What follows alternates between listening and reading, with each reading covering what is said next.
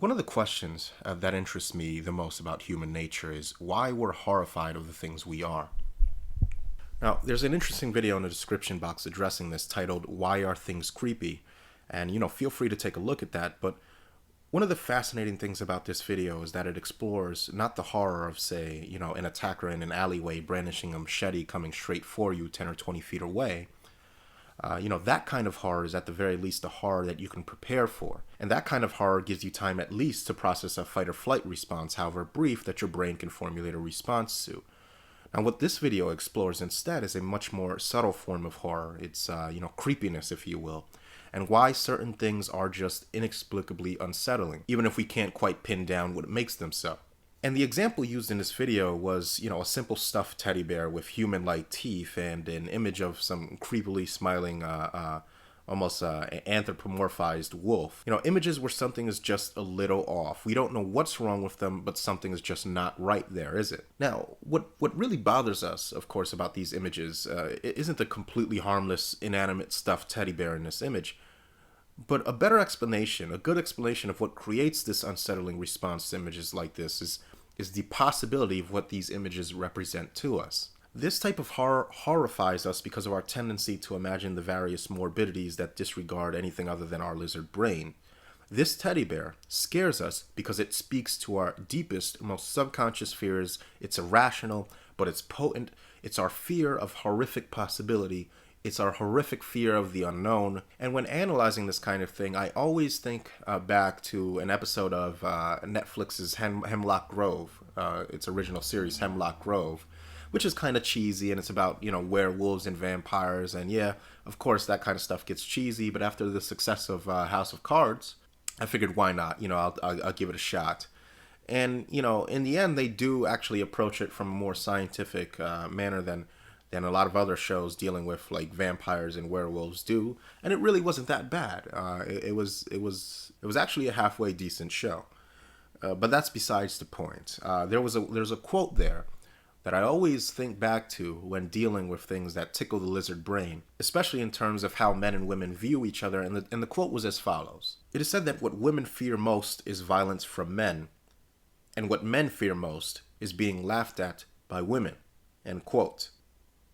So is it true? Well, in hopes of trying to answer that, I want to share with you a short analysis or review of one of the most important films I've ever watched. Now, this film, I'm going to warn you straight ahead, is extremely disturbing. It's extremely violent, almost to the point of overkill, but it's redeemed by the fact that the psychological effect one is left with after having watched this film eclipses, and I mean utterly eclipses, any of the shock factor that the violence and gore pollutes the film with. The real shock lies in the film's final message, and after watching it, the viewer is left feeling drained and exhausted and even profoundly disturbed, but also, and this is the important part, he's left simply to ask himself one profound question. He's left to contemplate a horrific possibility, and he's left to wonder whether or not, if the events of this film were true, whether or not humanity could resist the temptation to carry out the extremely evil activities required to answer the sole question that this film poses. And then it dawns on him, or at least it dawned on me, that the answer is no. We couldn't. We could not. We know we would not. We would rationalize it, we would make excuses, and it would carry out exactly the same type of inquiry this film engaged in. And the title of this film is called Martyrs, which was a French film released in 2009, I believe, and it's pretty hard to find these days. I had to download it from a torrent, but after watching it, I gladly spent the $20 for the DVD. Because apparently the iTunes store deems it appropriate to not allow US customers to buy from the French iTunes store. So I don't know how that works, but if you can find it on a torrent, I highly suggest you download it. And I think this is such a profound film that explores the dark side of our nature so well that it's well worth the money to support artists that decide to explore these topics of discussion. So I highly suggest that you do not continue watching this video unless you've watched this film, and I think you'd be cheating yourself in doing so, because in my opinion, the movie is just that profound. Do yourself a favor, watch it first before you listen to the spoilers that are coming right now in this video.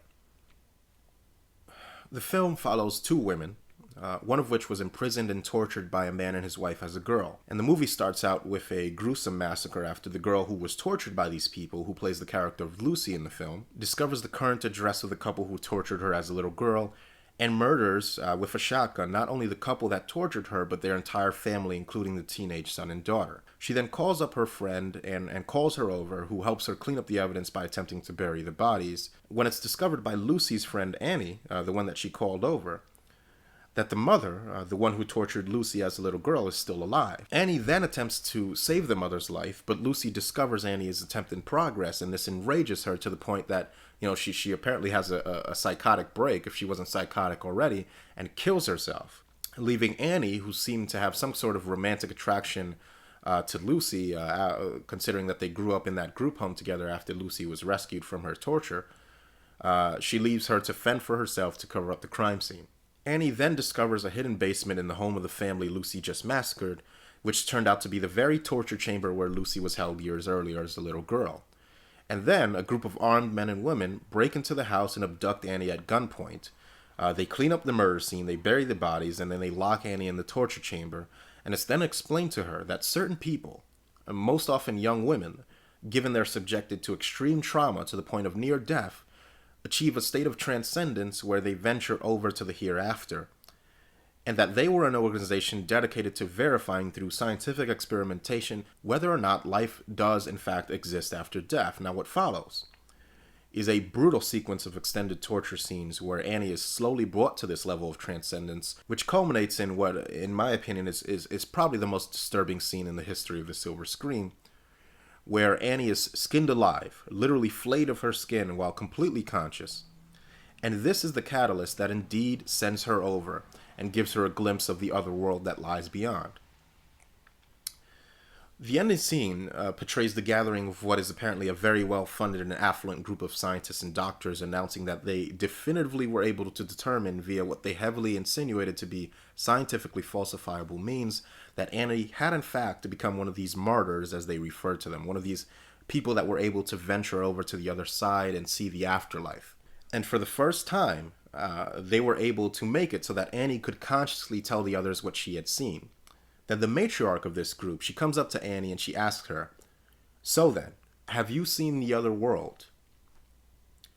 To which Annie nods her head yes and beckons closer to the woman and whispers in her ear what she saw so that only she could hear.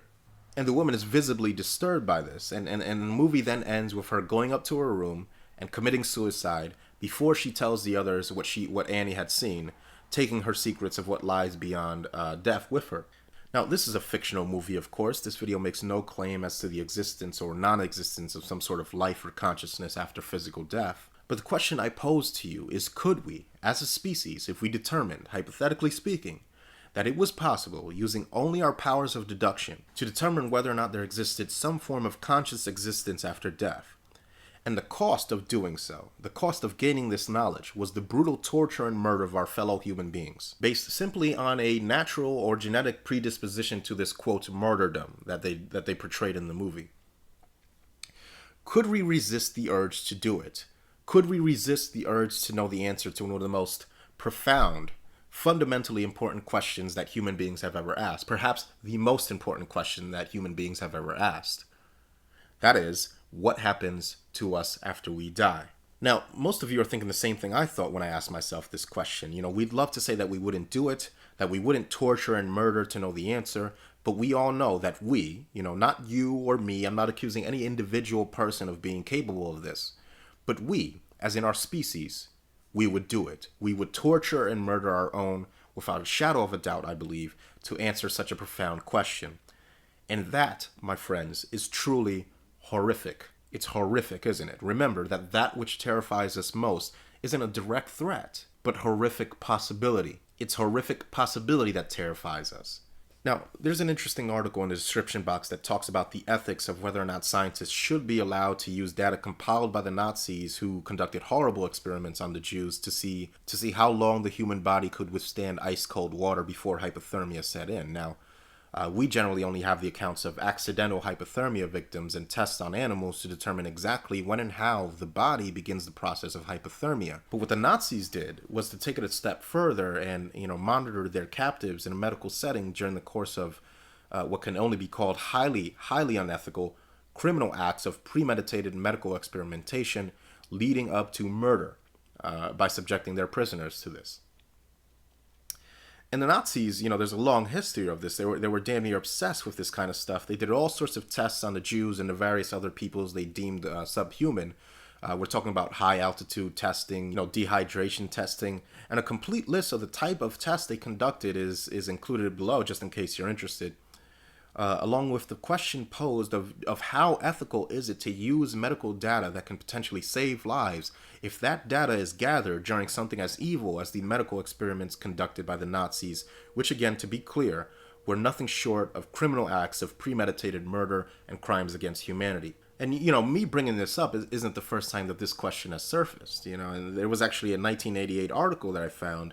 And this is kind of interesting, the question that they pose in this article. But the article's title is, quote, "Proposal to use data for Nazi death tests ignites new debate." And I'll just read to you a little bit from that article. It says, quote, "Nazi scientists used 300 to 400 inmates of the Dachau concentration camp as human guinea pigs in brutal World War II experiments on how people survive or die in extreme cold. They killed about 80 prisoners in the process. The inmates, mostly Poles and Russians, were held for hours in tubs of bitterly cold water or left naked in freezing weather. Some were frozen to death in an attempt to learn how much cold a human could endure.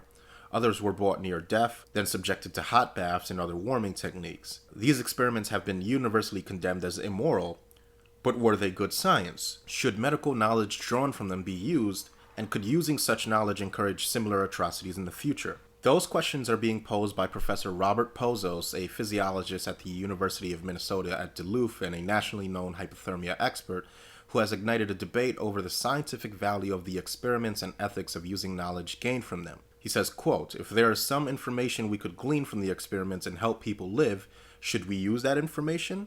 Or should we let the Dachau people die in vain? I think we should use it," end quote, said Pozos. Next spring, Pozos will present his evaluation of the test to an international biomedical ethics conference sponsored by the university.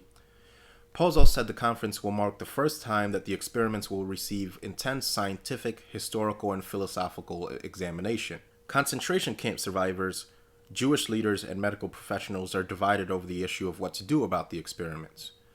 No matter how valuable this information may be, it should never be used because that could legitimize the Nazi experiments in some people's minds. End quote. Now, upon hearing this, I immediately thought, well, of course we should use the information if it can save lives, then absolutely.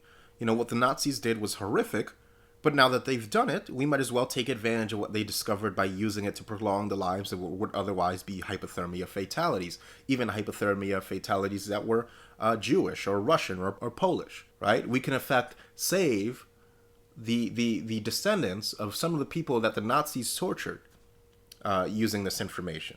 But then it occurred to me that, in a sense, I just justified something that isn't very different from what Martyrs did, the research conglomerate in Martyrs.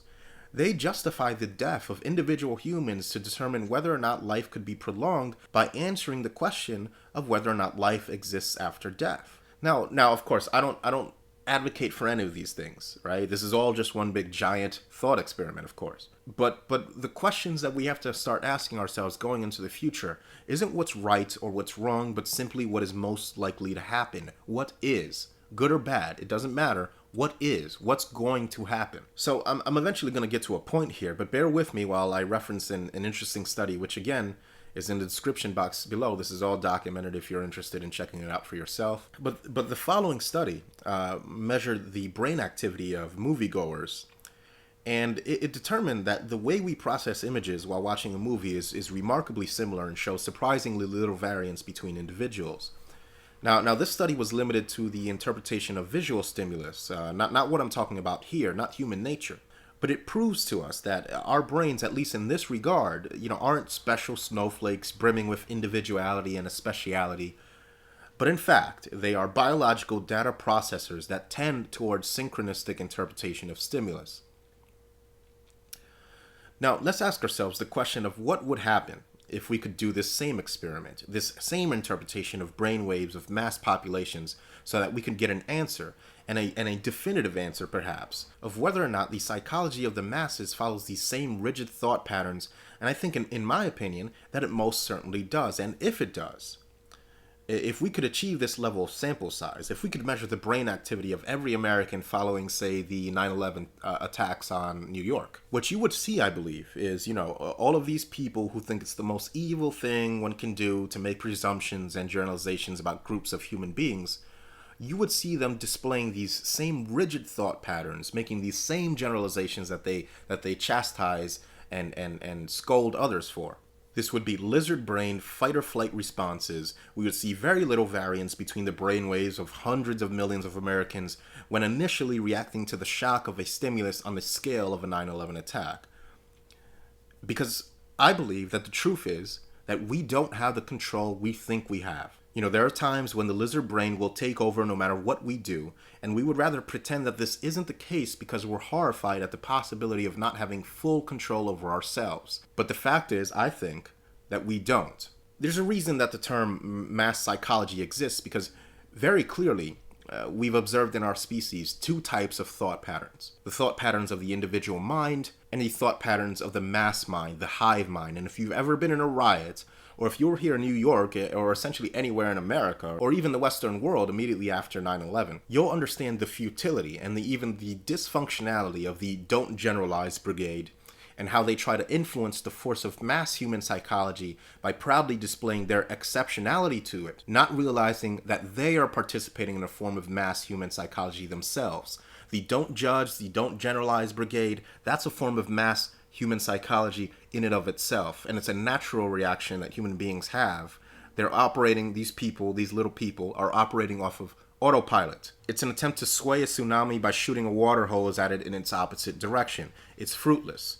But again, back to our point, we fear horrific possibility, and I think this relates in a way to what I've talked about and what Stardust has talked about.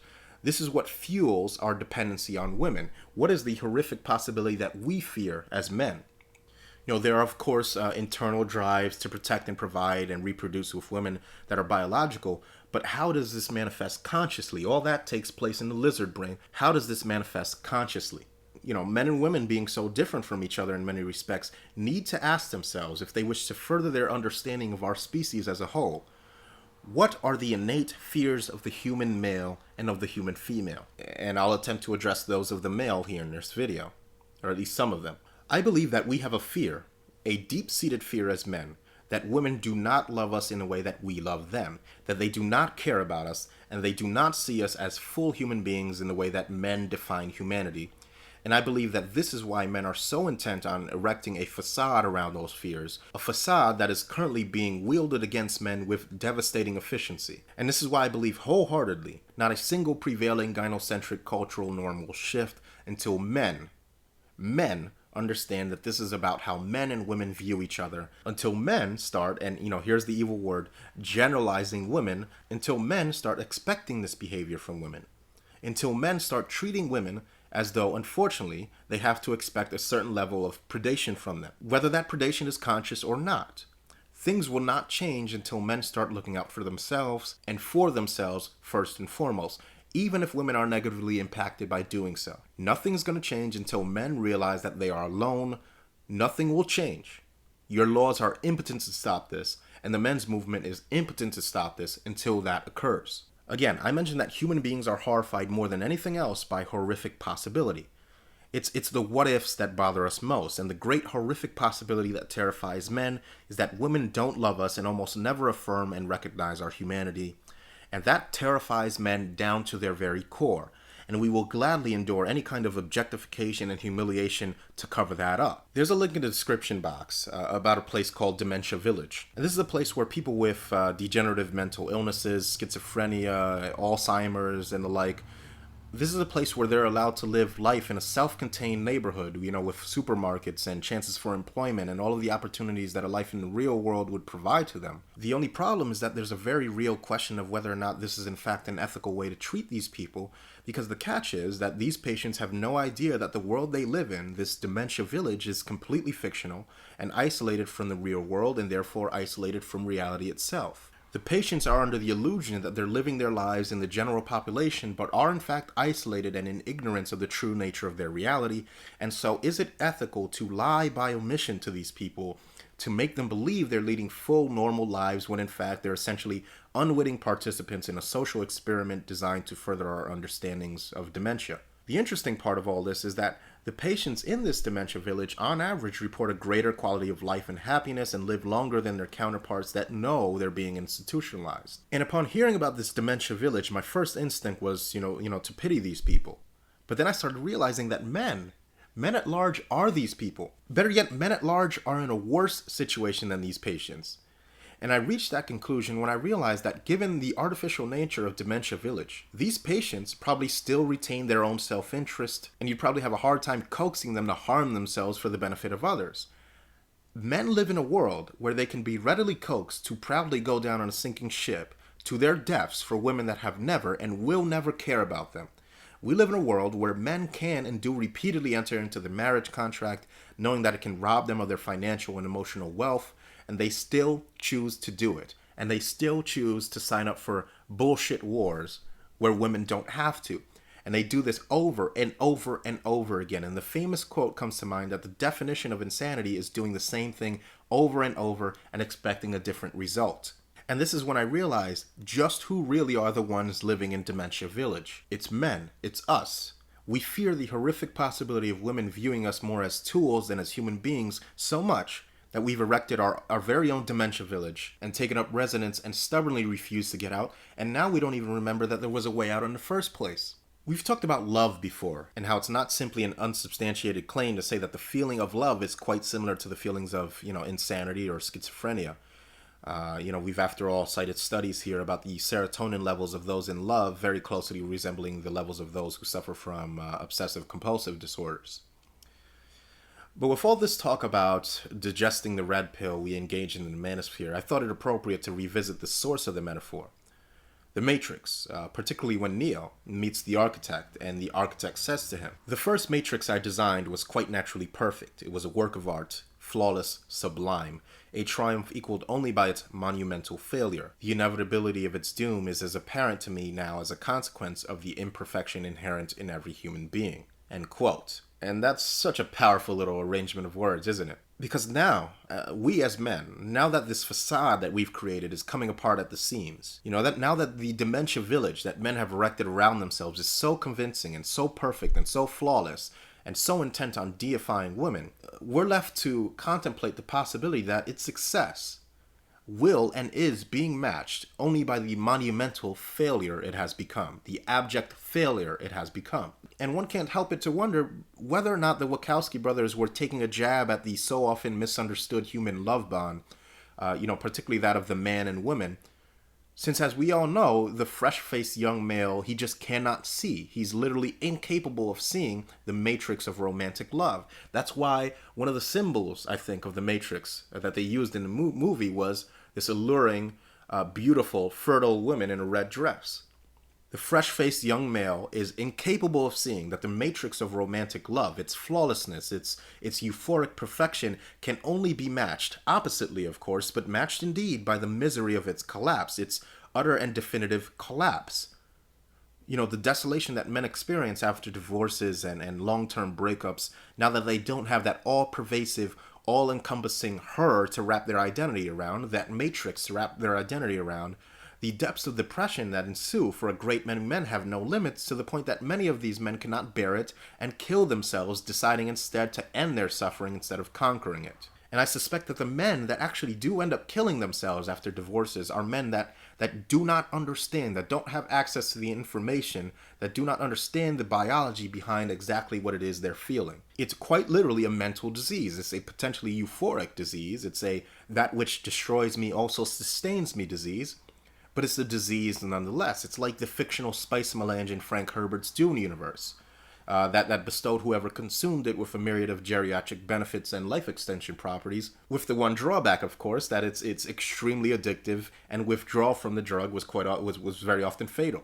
So taking it, you may have lived to be 3 times as old as usual when consuming it, but as soon as you run out of your supply, you very well might pay with your life. The only difference between the spice melange and love is that love is administered through romantic experiences, and those suffering from withdrawal, while they can and have and will continue to die from it. We have a vaccine, gentlemen.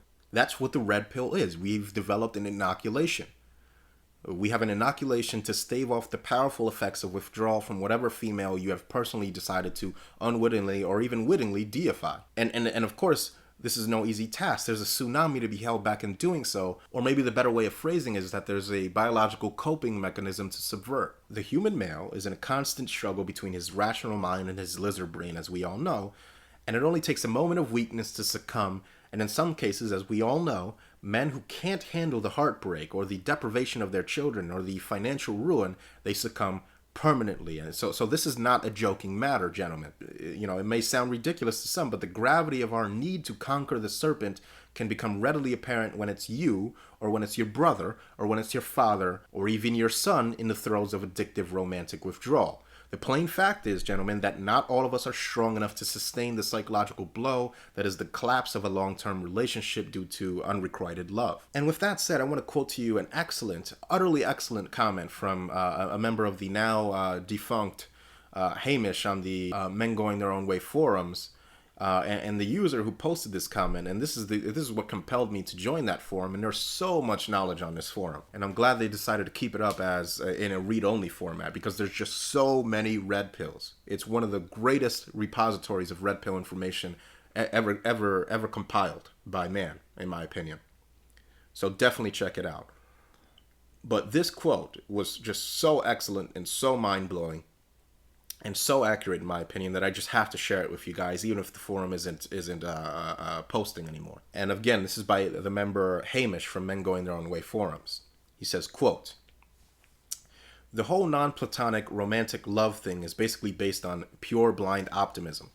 It's the blind optimism that produces the feelings of giddiness and, of course, the idealization and pedestalization of the female that us men do in the early stages of romantic love. And it's those giddy feelings and idealizations of women that make us pure putty in their hands. Women use these feelings of ours to completely manipulate this, and when us males allow ourselves to succumb to these highly false feelings of love, then we give all the power to the female in the relationship, and thus make ourselves highly vulnerable to women's totally ruthless and capricious nature. We basically hand over custody of our emotional and financial health to a female whom we really don't know very well, with absolutely no guarantee that the female will be benevolently disposed towards us. In fact, there's a high probability, given women's ruthless and calculating and capricious nature, that the female will be malevolently disposed towards us, and that she will abuse the immense power we've handed over to her to our severe detriment, by cuckolding us, fucking us over financially, continually putting us down, etc., etc. A rational cost-benefit analysis of these scenarios dictates to the thinking male, and I just love that term, thinking male, and I just love the fact that various other entities in the manosphere also have brought up this term, independently of one another, the thinking male, that he simply will not allow himself to get into this situation in the first place, that his entire emotional and financial health is subject to the whims of inherently capricious beings, i.e. females. The potential costs are just way, way too high, and as for the benefits, well, cold, hard, rational analysis reveals that the benefits are actually very low, negligible at best, even in the supposedly best and most harmonious non-platonic relationships. The truth is that men almost always fall the hardest both emotionally and financially when non-platonic relationships go awry. It's the men who almost always invest more both emotionally and financially in the relationship. It's the men who usually get far more carried away. It's the men who do the idealization and the pedestalization, not the other way around. It's usually the men who completely emotionally commit themselves to the relationship, a byproduct of having naively idealized and pedestalized the female. How often do women pedestalize and idealize romantic partners? Hardly ever. Rather, right from the start of the relationship, the females tend to be in more control than the men. They don't idealize the male. Rather, right from the start of the relationship, they view the relationship in cold, hard, transactional terms. The females view the male as just another cock or another wallet, i.e. disposable, dispensable, and replaceable, and at pretty short notice too, particularly when she perceives the male doesn't, quote, measure up to her entitlement complex and to her demands. It's because women view non-platonic relationships in transactional terms that they don't generally commit emotionally in the relationship anything like as much as the men. And it's for this reason that they also tend to be much more aware of their options throughout relationships than males are, who by comparison in their minds have committed themselves 100% to the female in question. So really, we have a state of affairs in non-platonic relationships where the male tends to view the relationship in idealized emotional terms, whereas the woman is looking at it in transactional consumerist terms, and men will tend to look at the relationship as a whole that is greater than the sum of its parts, whereas women aren't looking at the whole, rather they're looking at it from a what's in it for me point of view. It's for all these reasons that men tend to fall far harder when non-platonic relationships go wrong, and indeed why male suicide rates are far, far higher in the aftermath of failed non-platonic relationships compared to those of females, and it explains why women tend to emotionally recover from failed relationships far quicker than men from day one. They never had idealized their partner or the relationship, and from day one they had only ever been in a relationship to see what they could get from a relationship on a selfish basis, end quote. And that, men, is what I mean by with the red pill we have developed an inoculation. That type of logic, that type of insight and wisdom is what will turn the tide eventually, if the tide is ever turned at all. I don't know if it's possible to turn it absent some cataclysm, and even then it still might not happen. But if it does, if it is turned, it's not going to be in the halls of Congress. It's going to be right here by men understanding wisdom like that. And with all that said, I want to ask you, I want to come back to a question that I've posed before in previous videos. And that question is, are we in a gender war? If you ask me, the answer is yes, and clearly.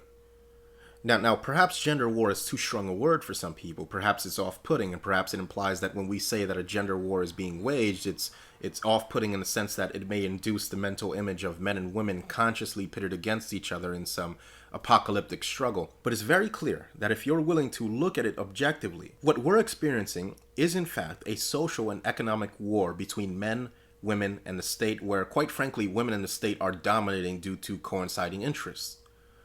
I liken it not to a conscious struggle where either the state, men, and women are consciously or explicitly stating one or the other to be the enemy of either of these three parties, but to the relationship perhaps between a military commander and his soldiers, the mechanics of which are not explained by the contemporary position that the manosphere has chosen to adopt, of the harmonious sacred bond between men and women that those evil feminists were able to undo in, 6 short decades. It is defined instead in a power struggle, a mutual need, and a mutual exploitation. I've talked about this before. But going back to our example of the military commander. A competent military commander can expend tens of thousands of his soldiers' lives in one battle.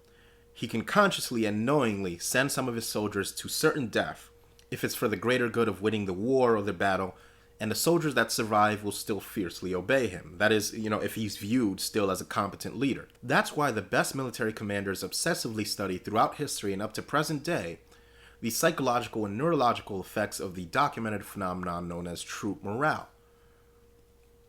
Our entire Western society, in fact, top down, bottom up, whichever way you choose to assess it, is under a non-stop, robust propaganda campaign. And here in America, this propaganda campaign manifests itself as a, support the troops no matter how ass backward the war is kind of one-upsmanship, where people who don't understand the true meaning of patriotism compete for who can think up the most flattering and oppositely but equally disingenuous things to say to men in uniform.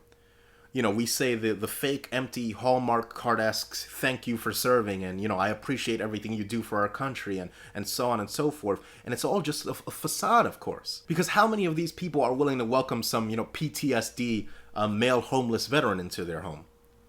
Right? How many of these people want some homeless Iraq or Vietnam veteran camping out on their futon while he reintegrates back into society? All of this fake military worship, it's all for troop morale. It's all to show the current wave of young men offering up their bodies as weapons of war, that they're appreciated even though they're really not. I'm reminded of the scene from the movie Saving Private Ryan, where, the group tasked with finding Private Ryan is sifting through the dog tags of dead Allied soldiers looking to see if Private Ryan had in fact been killed in action. And while they're doing this, the soldier played by Giovanni Ribisi, one of my favorite actors, especially the movie Boiler Room. If you haven't seen that, check that out. But the soldier played by Giovanni Ribisi, he walks up to them and he frantically starts shoving the dog tags away, and he scolds the soldiers and he yells at them, that why are they doing this while the goddamn airborne is watching? And the scene then cuts to a bunch of, bruised and bloodied combat-weary rookies walking by. And it's a very powerful scene. And when I saw it, I had to ask myself, why? Why would he shield these soldiers from the reality of the situation? And yes, of course, this is a fictional scene, but if we're being honest, we know that in World War I and in Iraq and in World War II and really all wars that have ever elapsed in any large number, this little scene has played out in one form or another. The battle-hardened veteran trying to shield the rookies from the true nature of warfare. It's the glorification of war. It's the obfuscation of the reality of war. And you gotta ask yourself, why would he hide the size and scope of the military casualties and deaths these soldiers were walking into? Because surely when they're no longer green and they lose friends to bullets and bombs on the front lines, maybe right in front of them, while they're watching, the gravity of their situation was gonna sink in real quick. So why hide that reality from them? Why not warn them? Well, for the same reason that it was illegal for so long to film the flag-draped coffins of Americans killed in action returning from Iraq. It's troop morale. It's unit cohesion. This is why things like Don't Ask, Don't Tell came into existence. And I disagree with this, but this is why it came into existence. It was thought at the time that allowing members of the military to be openly gay could affect unit cohesion, which really is just a euphemism for troop morale. The legend goes that Montezuma was stoned to death by his own people for collaborating with the Spanish, and that upon successfully launching a military campaign against Rome and finding himself poised on an escape to his Thracian homeland, Spartacus was vetoed by his own troops and basically coaxed by the men who fought for him to return to Rome and his eventual demise.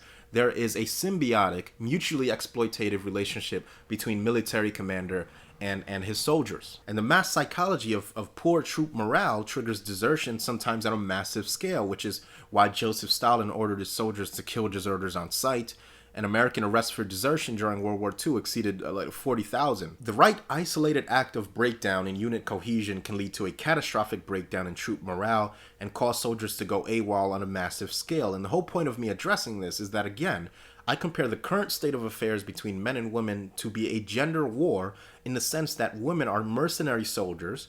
They're willing to fight for whoever seems to be the most capable leader, whoever they think is going to give them the spoils of war. And men are their own separate army, and so is the state. And the state has been launching attack after attack on men, successfully acquiring our own war supplies through their taxation, and women, by and large, provide the votes necessary for the state to leverage this taxation. Now, the men could theoretically push back the state, but they have it in their heads that women are, incapable of fighting as mercenaries for the state because they believe men and women have some special bond when all they really have is a mutual exploitation of intraspecies reproductive competition. Their loyalty, women's loyalty, lies with men so long as they can benefit from it, much like a military only trusts their commander as long as they think he will lead them to victory, and will turn on him the moment they feel he's no longer competent in doing so. And so men, they refuse to fight women who are acting in service to the state by and large. Now, is this a conviction of any one individual woman? Absolutely not. But we are in a state of warfare here, and unfortunately, most women are just not on our side. I wish this wasn't the case, but they either passively acquiesce or actively act against us in the vast majority of cases, and frankly, the only way they're going to learn is if men show them that they aren't going to take it anymore. That's going to take men on the streets demanding that we do something about the state of homelessness in our country. And indeed, throughout the world, because the majority of homeless are men. Men are going to have to start looking out for their own interests because, and this is key here, nobody else will. And the fact that the vast majority of homeless are men proves that what I'm saying is correct here. Women used to fight alongside men against nature and the elements because the net gain was protection and provision and a civilization that men, whom they perceived as competent military generals against the forces of nature, would carve out for them. That was the spoils of our war to tame nature that women wanted a piece of, and now that that war is over, A great many women see us more as a redundant nuisance instead of human beings that are just as deserving of a place in the civilization that we built as they are. And the worst part about it is that most of this is unconscious, it's rooted in biology, and this is the situation we're in. At no point does this imply that men should hold some kind of innate hatred towards women. It simply sorts out the state of affairs, the state of war between these three parties that make up humanity. Saying that there exists a gender war is as indicative of a so-called hatred of women as saying that there exists a constant power struggle between a military leader and his troops is indicative of a hatred of Napoleon or Caesar or MacArthur or Hitler or Stalin or whoever. So if the term gender war rubs you the wrong way, then use gender conflict or gender struggle or whatever. But to ignore the current state of affairs is disastrous for men. And if we keep believing that women are these harmonious angels, corrupted by Sauron's pervading influence, the all-seeing eye of feminism and all that nonsense, then we will continue to be dispatched with ease. Our efforts to change the legal climate will be laughed at. Our efforts to demand society treat men as human beings will be laughed at. These efforts will reek of impotency. They will reek of ineffectiveness. And of course, if you've learned anything about women, they don't respect that. That's all I gotta say for now. More to come.